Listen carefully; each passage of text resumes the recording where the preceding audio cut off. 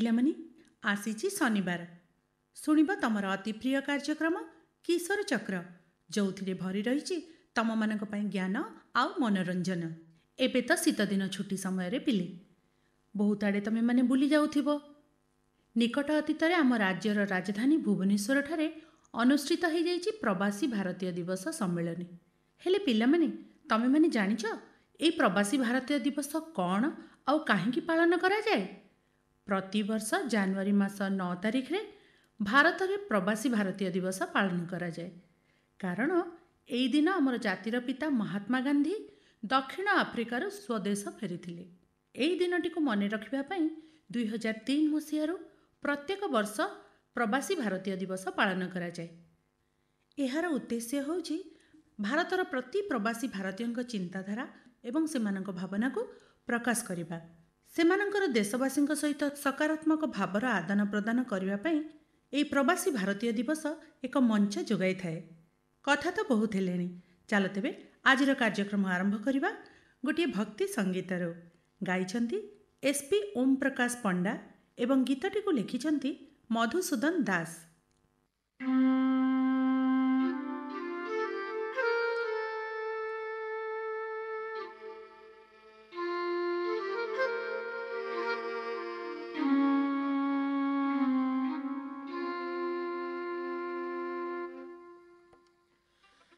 कृष्ण हे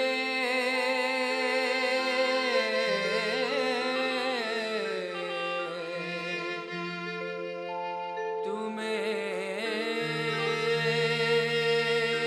ले उठिला नहीं। कृष्ण हे तुम्हें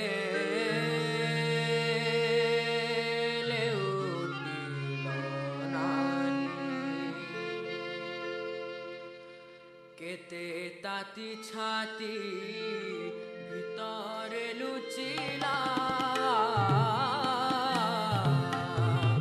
केते ताती छाती भितरे लुचिला, तुमरा चाही चाही।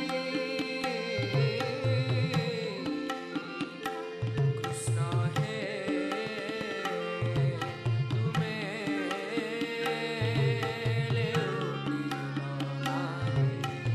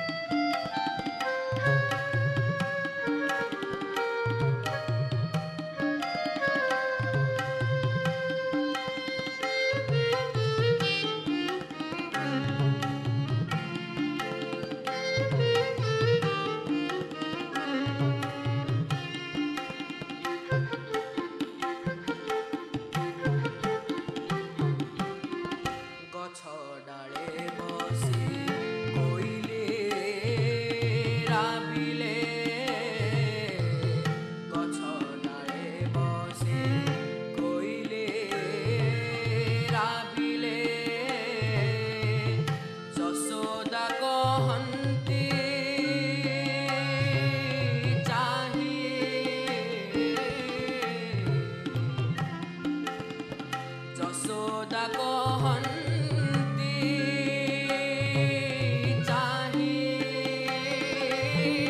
କୋଇଲିର ପୁତ୍ର ବାହୁଡ଼ି ନଇଲା କୋଇଲିର ପୁତ୍ର ବାହୁଡ଼ି ନଇଲା ଆଖି ଲୁହ ଶୁଖିଲାଇ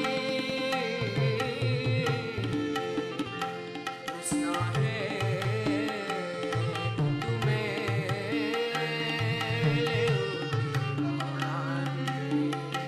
କୃଷ୍ଣ ହେ ତୁମେ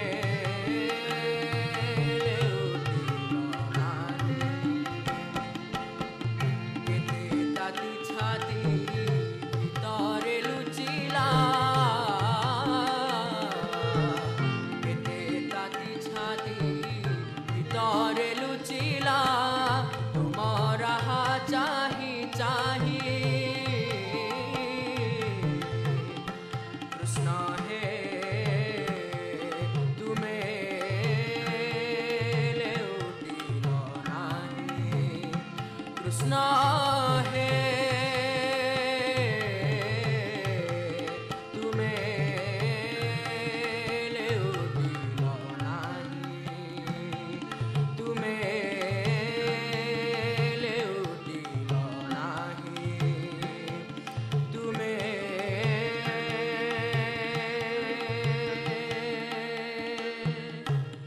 ଲେଉଟିଲ ନାହିଁ।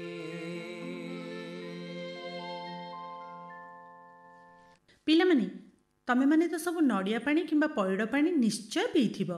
କେମିତି ଲାଗେ? ଭାରି ସୁଆଦିଆ, ନାଇଁ? ଜାଣିଛ ପିଲେ, এই ପଇଡ଼ ପାଣି ଶରୀର ପାଇଁ ଭାରି ହିତକାରୀ। ଆଜି ଚାଲ ବିଜ୍ଞାନ ବାର୍ତ୍ତାରେ ଶୁଣିବା ଉପକାରୀ ପଇଡ଼ ପାଣି। କହିଛନ୍ତି ଡକ୍ଟର ଶରତ ଚନ୍ଦ୍ର ମିଶ୍ର।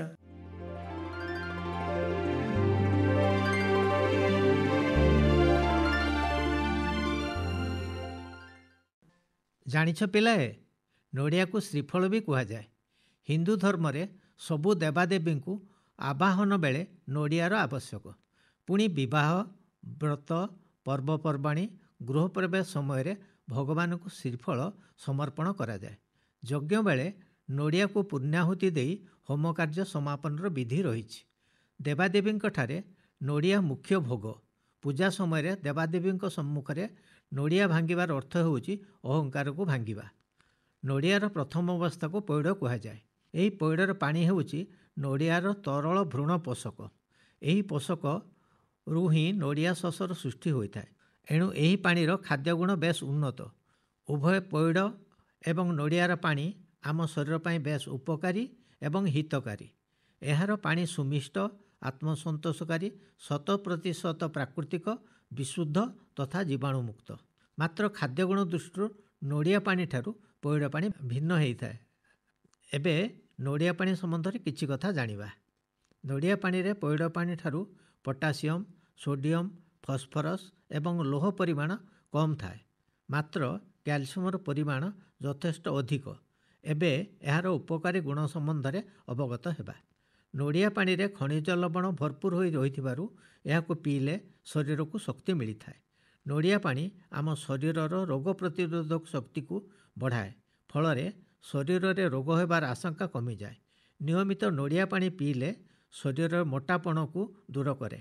ସକାଳେ ନଡ଼ିଆ ପାଣି ପିଇଲେ ଶରୀର ପାଇଁ ଏହା ଅଧିକ ଲାଭଦାୟକ ହୋଇଥାଏ। ନଡ଼ିଆ ପାଣି ପିଇଲେ ଗଳଗଣ୍ଡ ଭଳି ମାରାତ୍ମକ ରୋଗ ଭଲ ହୋଇଥାଏ। ଆମ ଶରୀରରେ ବୃକକ୍, ମୂତ୍ରାଶୟ ଏବଂ ମୂତ୍ରମାର୍ଗକୁ ନଡ଼ିଆ ପାଣି ସୁସ୍ଥ ରଖେ। ମୂତ୍ରନାଳୀ ସଂକ୍ରମଣରୁ ମୁକ୍ତ କରିବା ସହ ମୂତ୍ରନାଳୀ ଏବଂ ମୂତ୍ରମାର୍ଗ ସଂକ୍ରମଣ ହେବାର ଆଶଙ୍କାକୁ ଯଥେଷ୍ଟ କମାଇ ଦେଇଥାଏ।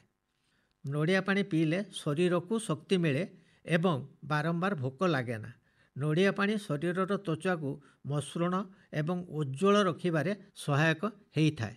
ଏଥର ମୁଁ ତୁମକୁ ପଇଡ଼ ପାଣି ବିଷୟରେ କିଛି କହିବି। ଆୟୁର୍ବେଦ ପଣ୍ଡିତଙ୍କ ମତରେ ପଇଡ଼ ପାଣି ଅମୃତ ତୁଲ୍ୟ। ସତରେ କଥାଟିର ଯଥେଷ୍ଟ ସତ୍ୟତା ଏବଂ ଗୁରୁତ୍ୱ ରହିଛି। ଏଥିରେ ଶର୍କରା ସାଧାରଣତଃ ଗ୍ଲୁକୋଜ୍ ଏବଂ ଫ୍ରୁକ୍ଟୋଜ୍ ରୂପରେ ରହିଥାଏ।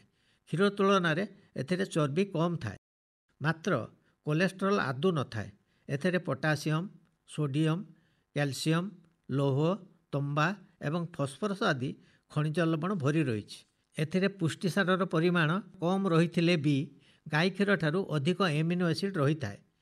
ସେହି ଏମିନୋ ଏସିଡ୍ ଗୁଡ଼ିକ ହେଉଛି ଆଲାନିନ୍, ଆର୍ଜିନିନ୍, ସିଷ୍ଟିନ୍, ଲାଇସିନ୍, ଲିଓସିନ୍, ଆଲୋନିନ୍ ଏବଂ ସେରିନ୍ ଇତ୍ୟାଦି। ଏଥିରେ ଭିଟାମିନ୍ ସି ଏବଂ ଭିଟାମିନ୍ ବି କମ୍ପ୍ଲେକ୍ସ ମଧ୍ୟ ରହିଥାଏ। ପଇଡ଼ ପାଣି ଏହି ସମସ୍ତ ଗୁଣର ଅଧିକାରୀ ହୋଇଥିବାରୁ ଆମ ଶରୀର ପାଇଁ ଏହା ଉପକାରୀ। ଏବେ ଜାଣିବା ତାହାର କେତେକ ବିଶେଷ ଗୁଣ ସମ୍ବନ୍ଧରେ। ପଇଡ଼ ପାଣି ଶରୀରର ଓଜନ କମ୍ କରିବା ସହ ପାଚନ କ୍ରିୟାକୁ ସକ୍ରିୟ କରିଥାଏ।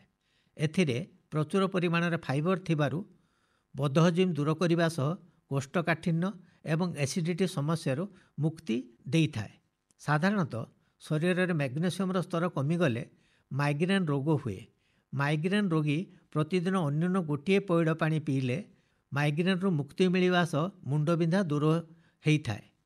ପ୍ରତିଦିନ ପଇଡ଼ ପାଣି ପିଇଲେ ମଧୁମେହ ରୋଗ ନିୟନ୍ତ୍ରଣରେ ରହିଥାଏ। ପଇଡ଼ ପାଣି ଉଚ୍ଚ ରକ୍ତଚାପ ଜନିତ ସମସ୍ୟା ଦୂର କରିବାରେ ସହାୟକ ହୋଇଥାଏ। ବୈଜ୍ଞାନିକଗଣ ବିଭିନ୍ନ ପରୀକ୍ଷା ପରେ ଏହି ସିଦ୍ଧାନ୍ତରେ ପହଞ୍ଚିଛନ୍ତି ଯେ ପଇଡ଼ ପାଣିରେ ଏକ ପ୍ରକାର ହର୍ମୋନ୍ ରହିଛି ଯାହାକି ଶରୀର କୋଷକୁ ସକ୍ରିୟ କରେ ଏବଂ କ୍ୟାନ୍ସର ସୃଷ୍ଟିକାରୀ କୋଷକୁ ନିଷ୍କ୍ରିୟ କରିଦିଏ। ଏହାର ମଧ୍ୟ ଆହୁରି ଅନେକ ଗୁଣ ଅଛି। ଏବେ ସେ ପଇଡ଼ ପାଣିର ଆଉ କିଛି ଗୁଣ ସମ୍ବନ୍ଧରେ ଜାଣିବା। ନିୟମିତ ପଇଡ଼ ପାଣି ପିଇଲେ ହୃଦରୋଗର ହେବାର ସମ୍ଭାବନା ବହୁତ କମିଯାଏ। ପଇଡ଼ ପାଣି ପିଇଲେ ଥକାପଣ ଦୂର ହୁଏ, ମାଂସପେଶୀ ବିନ୍ଧାଗୋଳା କମ୍ ହୁଏ ଏବଂ ମାନସିକ ଚାପ ମଧ୍ୟ ହ୍ରାସ ପାଇଥାଏ। ପଇଡ଼ ପାଣି ପିଇଲେ କିଡନୀରେ ପଥର ହେବାର ସମସ୍ୟା ବହୁ ପରିମାଣରେ କମିଯାଏ।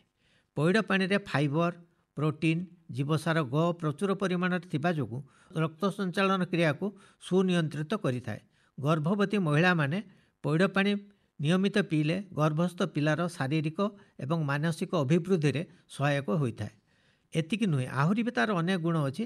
ଯେମିତିକି ଆମର କାମଳ ବା ଜଣ୍ଡିସ୍ ରୋଗ ହେଲେ ପଇଡ଼ ପାଣି ଏକ ଔଷଧ ଭଳି କାମ କରି ଆକ୍ରାନ୍ତ ଯକୃତର କୋଷମାନଙ୍କୁ ସୁରକ୍ଷା ପ୍ରଦାନ କରିଥାଏ। ପଇଡ଼ ପାଣି ଅନ୍ତନାଳୀରେ ଥିବା ଅପକାରୀ କୃମିମାନଙ୍କୁ ମାରିବା ସହ ଅନ୍ତନାଳୀକୁ ଶାନ୍ତ ଏବଂ ସୁସ୍ଥ ରଖେ।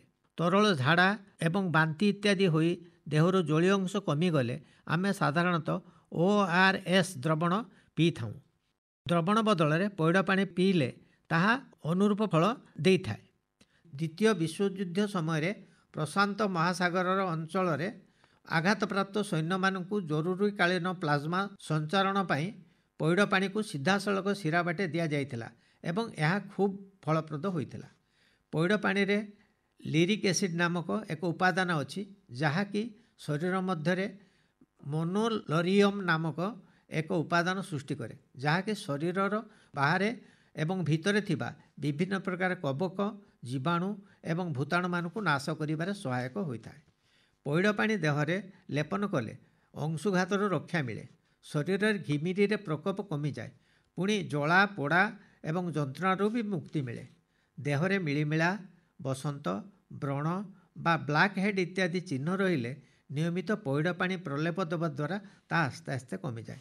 ଆୟୁର୍ବେଦ ଚିକିତ୍ସକଙ୍କ ମତରେ ଶ୍ରୀଫଳର ପାଣି ହେଉ ବା ପଇଡ଼ ପାଣି ହେଉ ଉଭୟ ଶରୀର ପାଇଁ ଅମୃତ ସମ। ଏହା ବ୍ୟକ୍ତିକୁ ବାତ, ପିତ୍ତ, କଫ ଆଦି ଦୋଷରୁ ମଧ୍ୟ ମୁକ୍ତି ଦେଇଥାଏ। ପଇଡ଼ ପାଣି ଉତ୍କୃଷ୍ଟ ପୁଷ୍ଟିସାର ଏବଂ ଭିଟାମିନ୍ ଯୁକ୍ତ ଏକ ସୁସ୍ୱାଦୁ ପାନୀୟ। ଏହା ଆମ ଶରୀର ପାଇଁ ଉପକାରୀ ତଥା ହିତକାରୀ।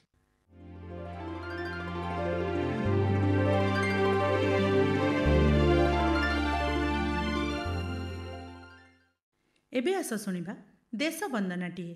ଗାଇଛନ୍ତି SP ଓମ୍ ପ୍ରକାଶ ପଣ୍ଡା, ରଚନା ଅରକ୍ଷିତ ପ୍ରଧାନ।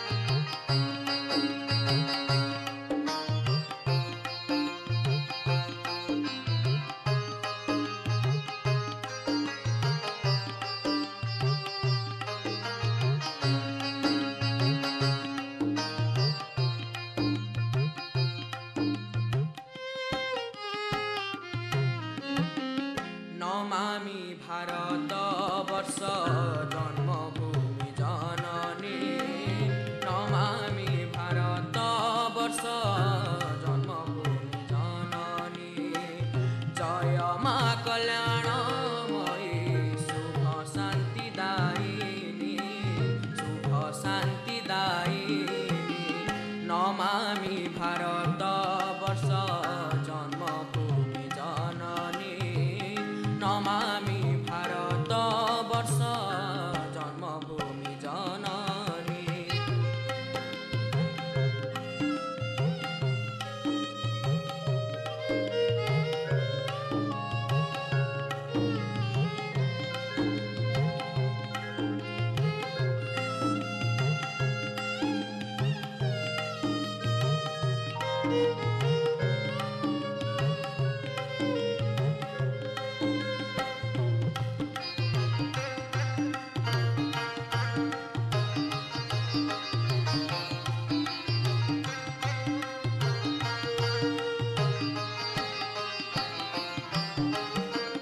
गंगा गोदावरी सिंधु सरस्वती जलबिंदु हिमालय महाभाव रसबारी वाहिनी गंगा गोदावरी सिंधु सरस्वती जलबिंदु महानदी महाभाव रसबारी वाहिनी हिमालय महासानु मुकुट मंडित तनु हिमालय महासानु मुकुट मंडित तनु बनु बन सुषमारे विश्वमन मोदिनी नमामि भारतवर्ष जन्मभूमि जननी नमामि भारतवर्ष जन्मभूमि जननी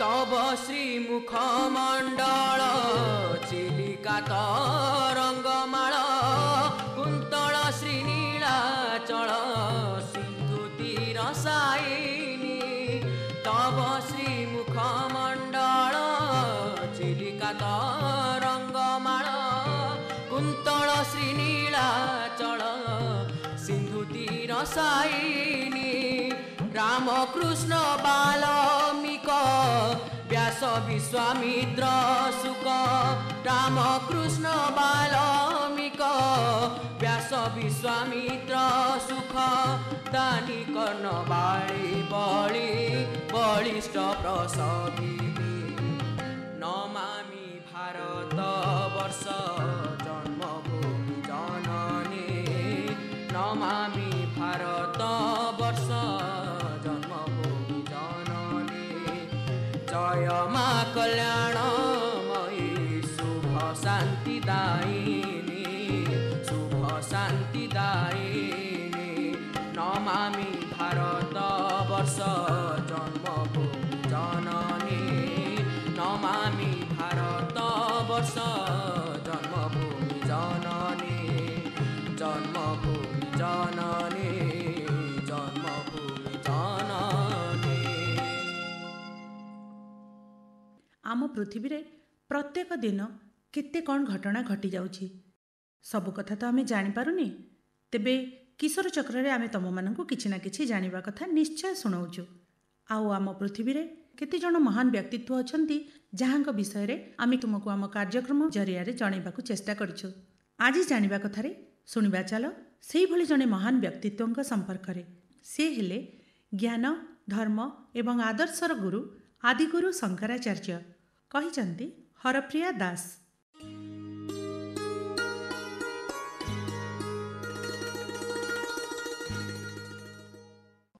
आदिगुरु शंकराचार्य पिलाए आदिगुरु शंकराचार्य आम देशर जड़े महामानव तांको ବାପାଙ୍କ ନାଁ ଶିବଗୁରୁ ଓ ମାଙ୍କ ନାଁ ସୁଭଦ୍ରା ଦେବୀ।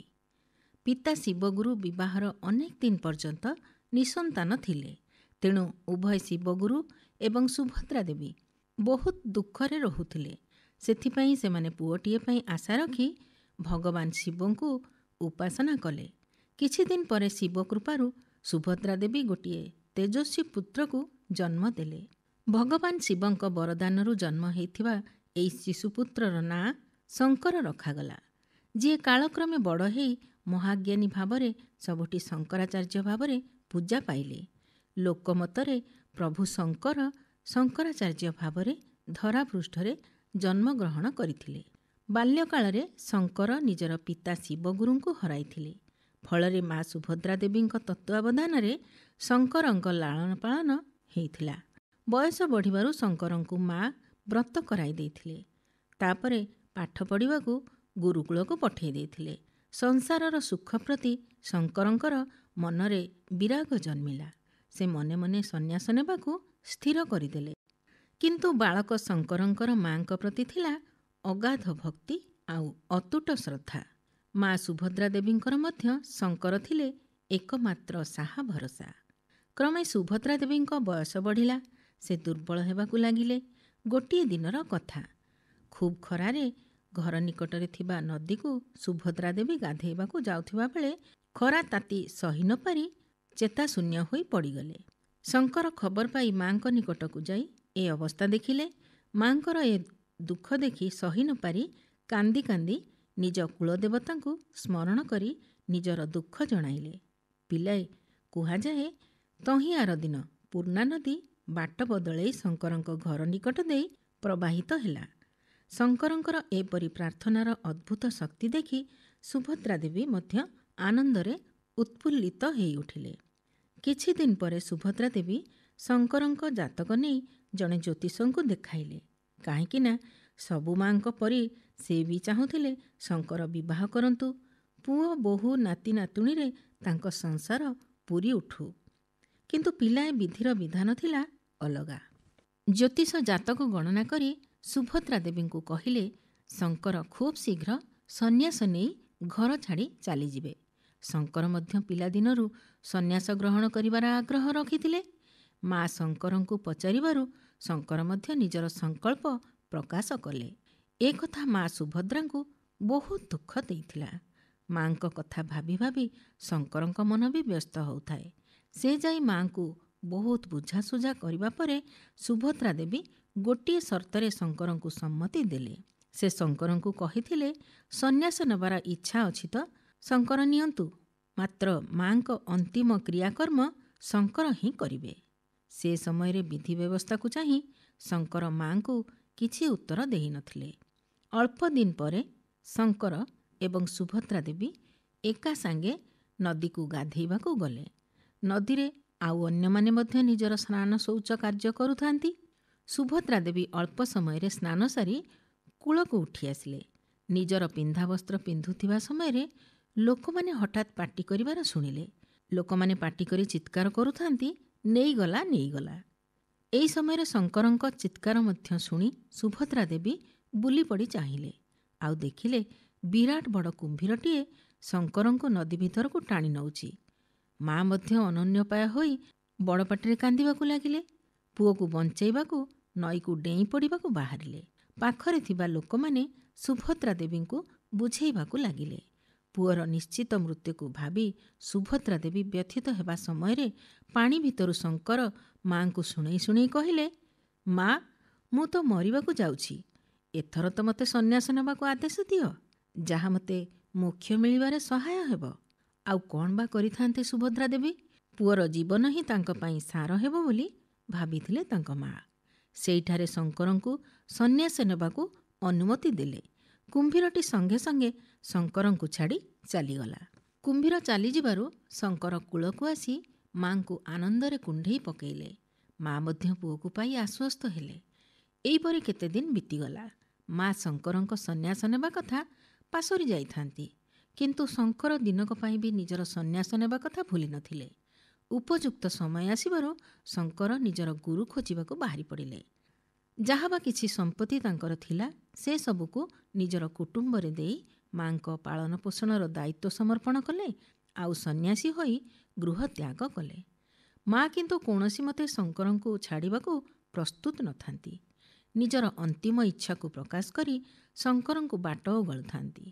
ମାଙ୍କୁ ସମ୍ମତି ଜଣାଇ ଶଙ୍କର କୌଣସି ମତେ ସନ୍ନ୍ୟାସ ନେବାକୁ ବାହାରିଗଲେ। ଏହାପରେ ବହୁ ଶାସ୍ତ୍ର ଅଧ୍ୟୟନ କଲେ ଶଙ୍କର। ମହାନ ପଣ୍ଡିତ ଭାବରେ ସର୍ବଜନ ବିଦିତ ହେଲେ।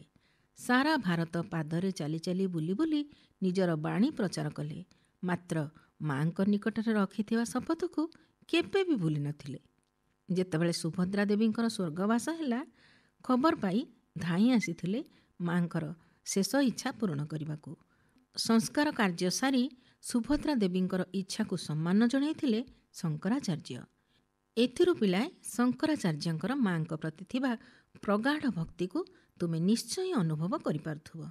ତମେମାନେ ବି ପିଲାଏ ବାପା ମାଙ୍କ ପ୍ରତି ତୁମର କର୍ତ୍ତବ୍ୟ ନିଶ୍ଚୟ କରିବ।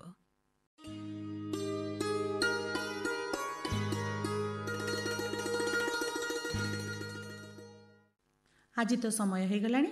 କାର୍ଯ୍ୟକ୍ରମକୁ ତେବେ ଏଇଠି ଶେଷ କରିବା। କାର୍ଯ୍ୟକ୍ରମଟି ଶୁଣି ତୁମକୁ କିପରି ଲାଗିଲା ଆମକୁ ନିଶ୍ଚୟ ଚିଠି ଲେଖି ଜଣାଇବ। ଆମକୁ ଚିଠି ପଠାଇବାର ଠିକଣା ହେଲା କିଶୋର ଚକ୍ର କାର୍ଯ୍ୟକ୍ରମ, ମାର୍ଫତ କେନ୍ଦ୍ର ନିର୍ଦ୍ଦେଶକ, ଆକାଶବାଣୀ କଟକ, କ୍ୟାଣ୍ଟନମେଣ୍ଟ ରୋଡ୍, କଟକ 753001।